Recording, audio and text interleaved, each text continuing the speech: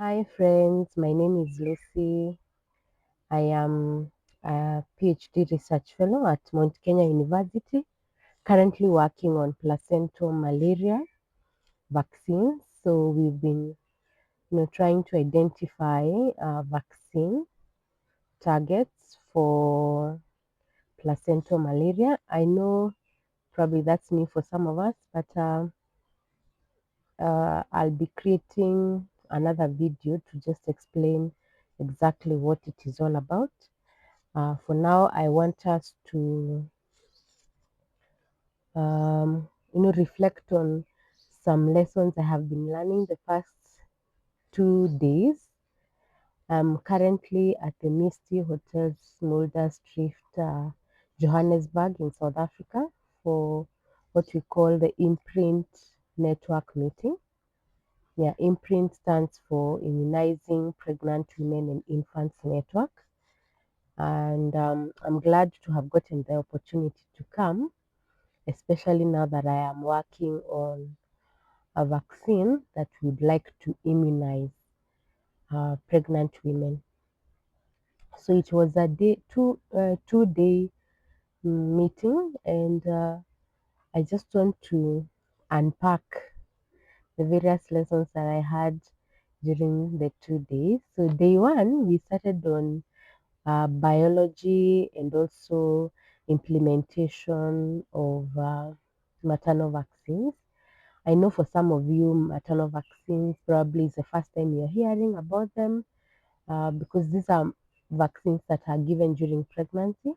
And definitely, I know that the main one, especially in Africa, has been the tetanus pertussis, what we call the Tdap vaccine. That is one that has been commonly given.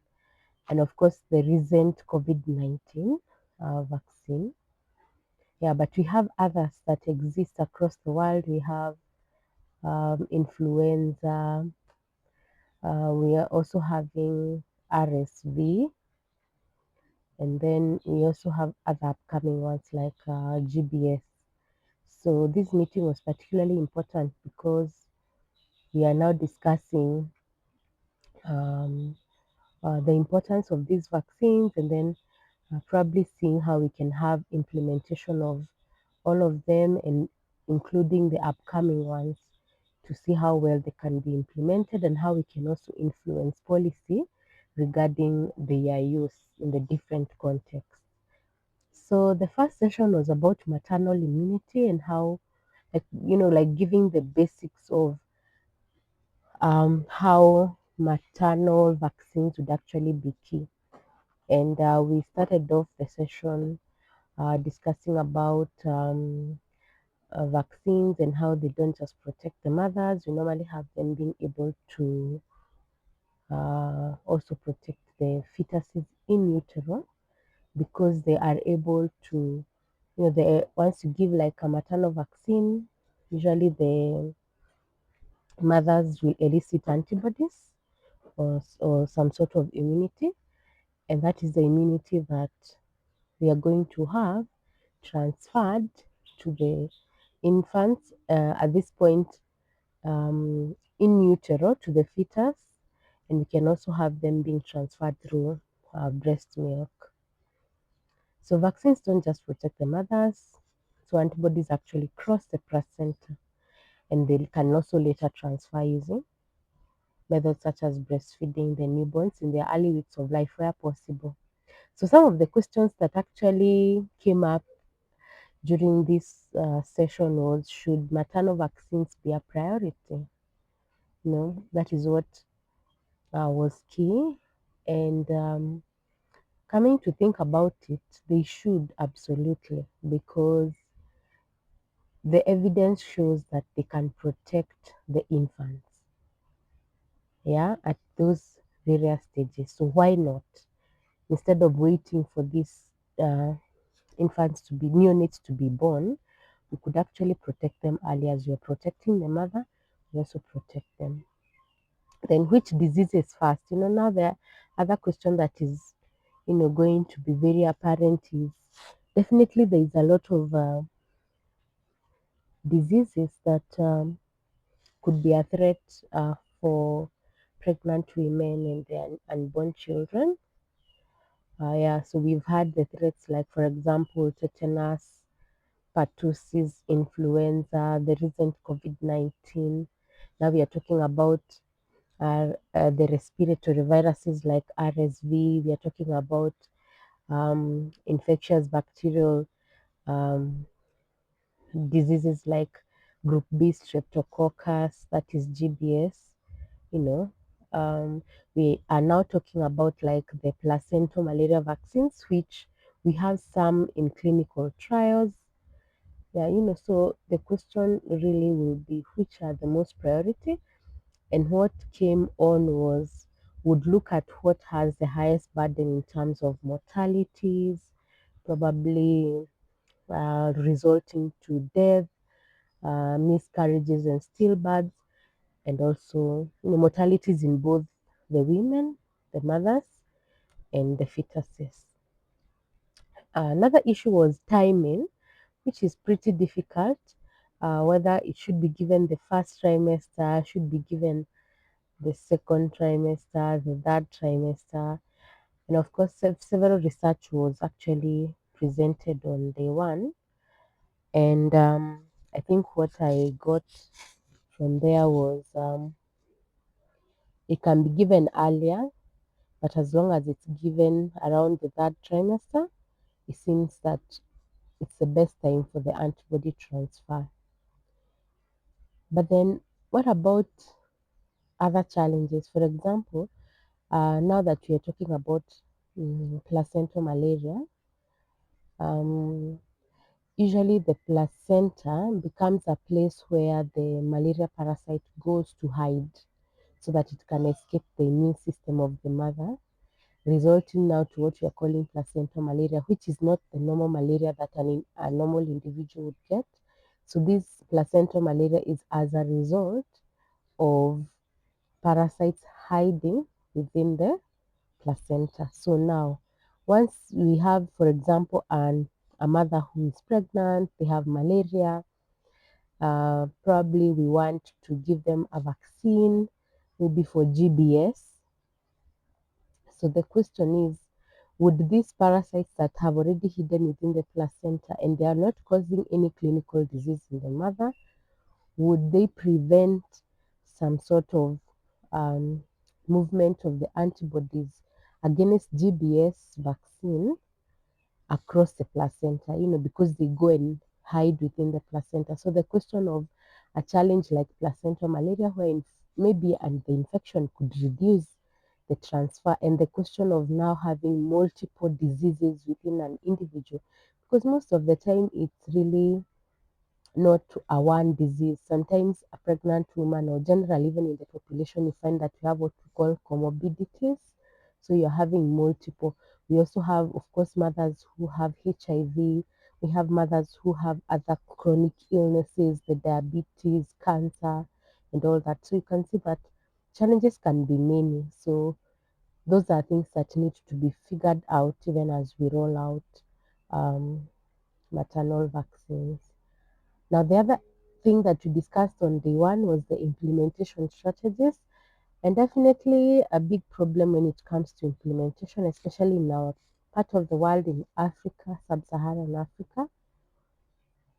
So, what we mainly looked at is what are the already recommended vaccines, and we had the tetanus, pertussis, the COVID-19.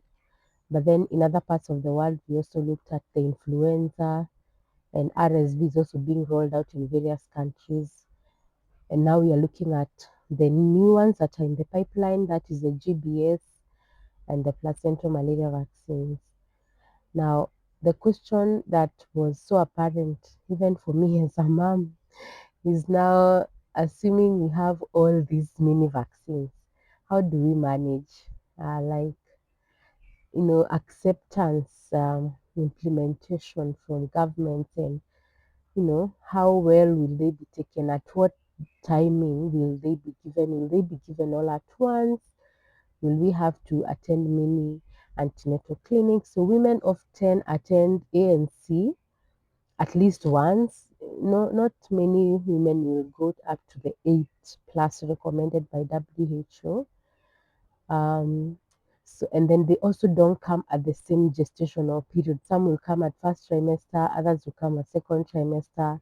Like there isn't any one specific gestational age that you'll find most people, especially if it's not your first pregnancy, you find that women tend not to come for ANC. So there is a lot of implementation factors that need to be considered, and how to, first of all, schedule the maternal immunizations in terms of when are they going to be given in combination. And so the great task here is to have research based on whether some of them can be given at the same time, and if they can, do they have any adverse effects on the mothers, yeah, and also of course on the infant, yeah. So that can become difficult, but definitely now that is research that is going on. And of course, safety is always in the mind, especially now for also women who have other um, uh, immunosuppressive conditions like HIV, diabetes, or women who have experienced a miscarriage or a stillbirth because of the worry of now having vaccines, and there are many of them, and what would be the implication on their pregnancy. Yeah, although we know that most inactivated vaccines are safe, but of course, if we have like live attenuated, those are contraindicated. So we need to carefully study safety, timing, and schedules, and also how the acceptability will be, and definitely in a bigger scale, also costs, because for such to be implemented, it means that governments have to allocate more funding to be able to provide the multiple vaccines. For day two, our focus was mainly on policy and advocacy. And like I have mentioned, some of the questions that arose from day one was the fact that some women and families will still fear vaccines in pregnancy because they fear probably they would harm their babies. Um, and already the worry of there are so many vaccines, and sometimes lack of knowledge of what exactly exists and why, the purposes of why we need all these vaccines at this point.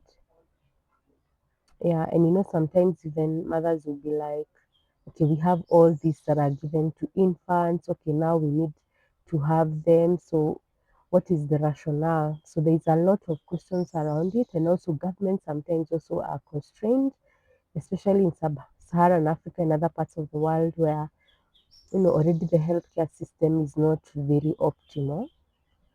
There's a lot of challenges with the existing high cost of disease management.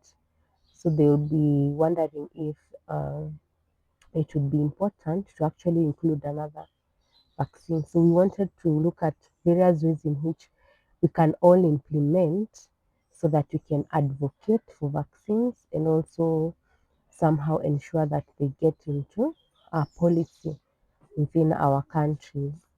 So we had discussions revolving around um, vaccine knowledge, yeah, vaccine knowledge and acceptance, which is mainly affected by culture.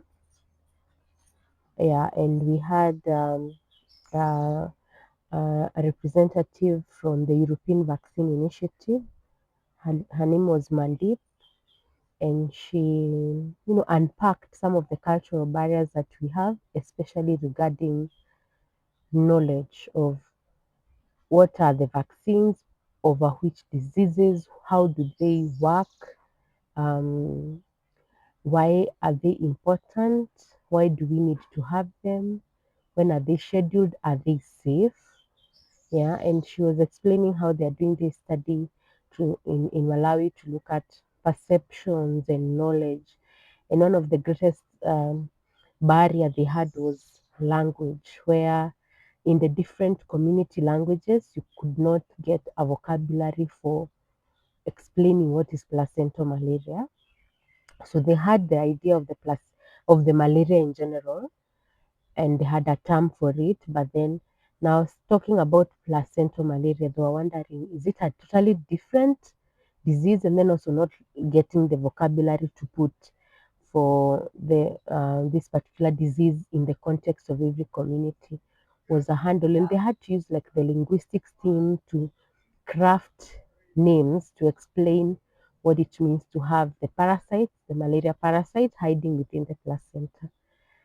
And you can see that you cannot just go to such a community and tell them now we have a new vaccine on placental malaria and all that, and they have not even understood what the vaccine is all about against which disease. So, first of all, even as we do the research in the laboratory, we need to make sure that it is accessible to communities by ensuring that they actually understand. So, by explaining to them what are vaccines, what are maternal vaccines, against which diseases are we giving them, why are they important, and are they safe? Yeah, so that was one. And also, there was the issue of the reason why there is a problem with acceptance. There could be hesitancy, like I had mentioned before, over what about the baby's health? Are there any side effects of the vaccines? Most times we don't talk about the side effects, and many people will have questions like, will it cause infertility? Will it cause a fever? Will it cause me to have rashes, or any sort of adverse side effects, or even death? Because we probably have had either propaganda or true, where vaccines have affected certain individuals because not everyone can actually react to the vaccines the same way. And also fear. Some people just fear basic things like fear of needles, whether the vaccines are needed for the disease. You know, why not the common one? Like there is the issue of we have diseases that used to be there a long time ago and no longer there. So sometimes, actually, even in my own community, we normally get a lot of polio vaccination campaigns in Kenya, where after almost every year there'll be a campaign, and you're told every child who's below 2 years they need to get a polio vaccine. So some people keep asking me, I never see polio situations, and I know that polio is no longer among us. So why are we being given, yet we feel like that disease is long gone? So you know so trying to make communities understand that it could still occur, so we are just trying to be cautious, and the reason why it is no longer there as much is because we have been taking the vaccines. So now for the future generations, let's continue doing it so that our future generations are safe.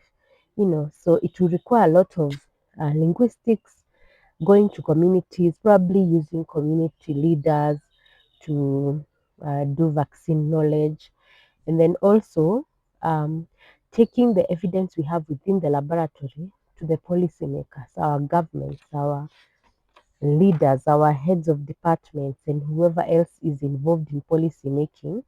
We also need to give them the evidence of why maternal vaccines are important.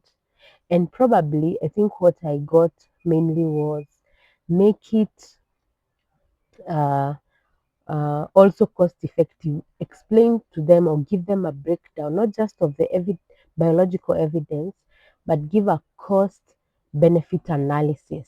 Like, this is how much it would cost to produce this vaccine for a certain number of population, for this amount of period, and this is how much it would, sorry, this is how much it would cost us, and all that. So even the cost benefit analysis is important to come from the scientists so that the policymakers can actually understand, because most of them have really no clue.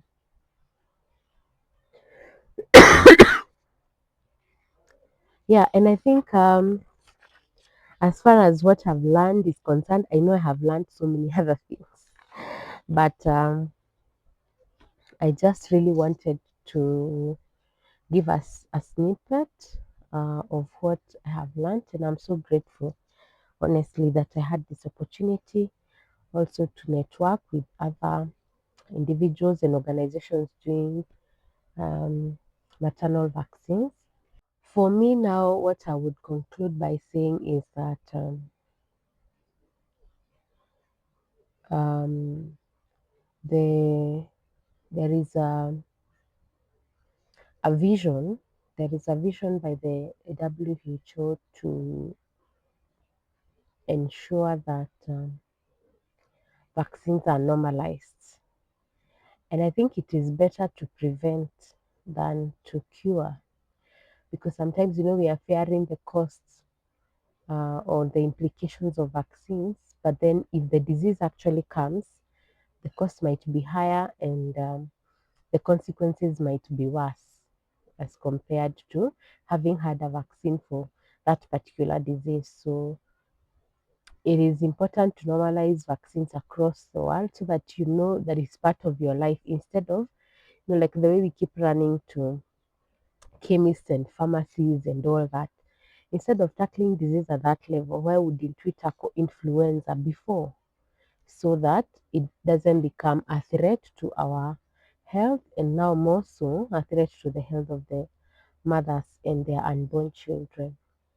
So we will be seeing a lot of vaccines, because it's not just maternal vaccines. We have other teenage vaccines. We have now like the HPV. We have vaccines you get in for reproductive health, the cervical cancer vaccines. We have, vaccines that you will get later on, even in old age. I mean, we are going to be having a whole range, but I think the best thing is to look at it as it is better to actually prevent disease rather than treat. Yeah, yeah. So another thing I would conclude by saying is that both vaccines and medicines have side effects. Yeah, but vaccines give us that protection, that even as you feel uncomfortable, the vaccines are going to give us that protection and prevention against the disease that you have been vaccinated against. Yeah. And that's why I feel like the imprint meeting was very important. It has challenged us to ask, which diseases to prioritize, how to schedule, how to advocate for them in communities and also among policymakers. And I feel really empowered.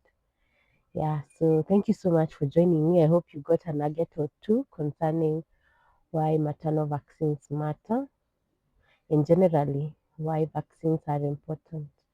Thank you so much for uh, your support.